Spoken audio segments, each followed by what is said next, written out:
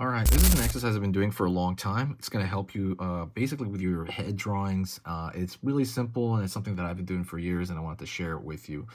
So we can kind of get into it. But before that, don't forget, if you like learning how to draw, please hit the subscribe, click the bell notifications.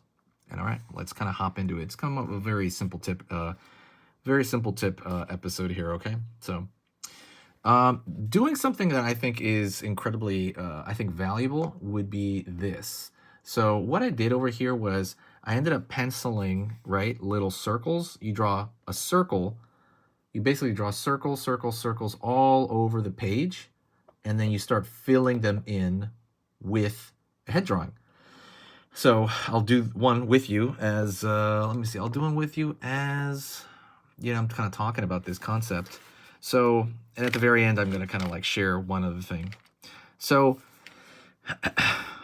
sometimes brute forcing not to make it sound like bad, but sometimes brute forcing your practice can work. And by that, I'm gonna explain really quick. I've talked about not over stressing yourself out. I remember there was a point, okay? There was a point in my drawing practice, especially in the beginning, where I could not finish a single drawing. I could not finish anything at all. Everything was just a little start. Everything.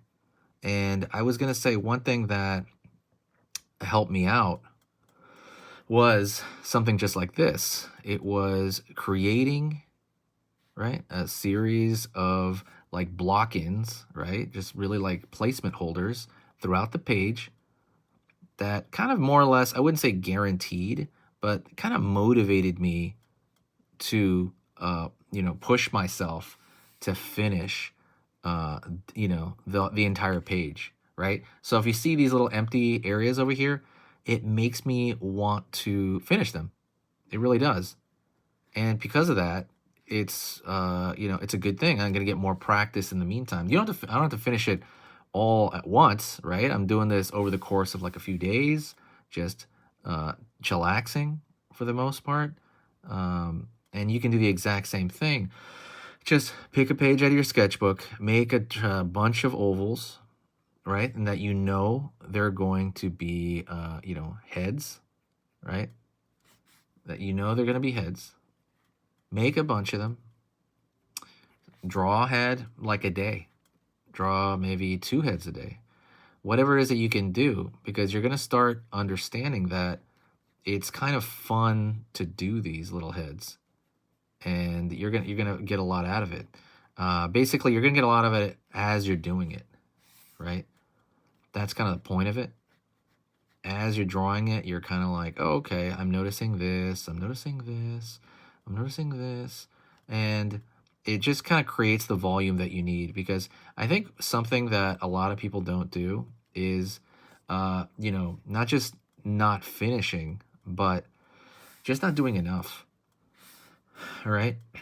Some people just don't do enough. I mean, if you just did more, you would have more ways to self-correct, more opportunities to kind of dig through your work and see where things might have gone wrong, ways to correct it. The only way to do that, though, right, is to, the only way to do that is, right, to do more of it, right? When you do more, you're going to have that opportunity to kind of correct yourself. You're going to have that opportunity to do, the minor corrections and fixing small things that are wrong with your drawing, finding your weaknesses. You're not going to be able to find all that stuff unless you do it a lot. And I was going to say forcing your mind to kind of complete stuff, again, is a very good way to kind of run this the way we do it. So you can even go back to some of these other heads, for example. Let's go over here and kind of like toy with some of these and alter them. So let's go to this head right here. I think he needs a little bit more in the way of lines over here, little details. He's just missing some of the small details on his face. I'll do a whole other video, by the way, on that topic, on details of the face, because I think that is something that a lot of people really want to know. But just to kind of give you a couple of small hints over here. When you draw a thin line, if it's a thin line, right? If it's thinner than all the other lines in the area, you can draw a lot more because it's just going to be detail. It's not going to read as distracting, right? For a man, you can add more. For women, usually less, because women tend to be drawn like smoother and stuff like that, and it's like a little bit more subtle. But a guy's face, not always, can have some more wrinkles, crow's feet. Maybe draw like a line right here, depending on how old he's going to be. It will age the character, so you have to be careful. But you can draw quite a few thin lines before it starts to get too, the character gets too old. So that's just another little thing to kind of remember and think back on.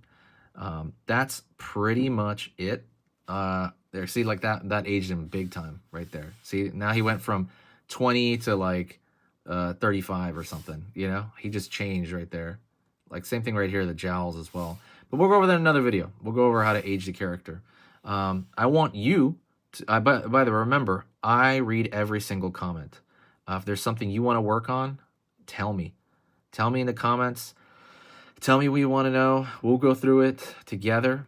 And yeah, I want to thank you very much. You're amazing for listening this much. If you listen to me right now, I want you to say hi in the comment section, and I'll say hi back.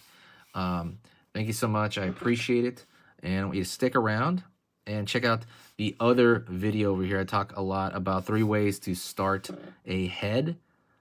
Go check that video out if you're if you really want to do it. It's more of a little more of a technical video.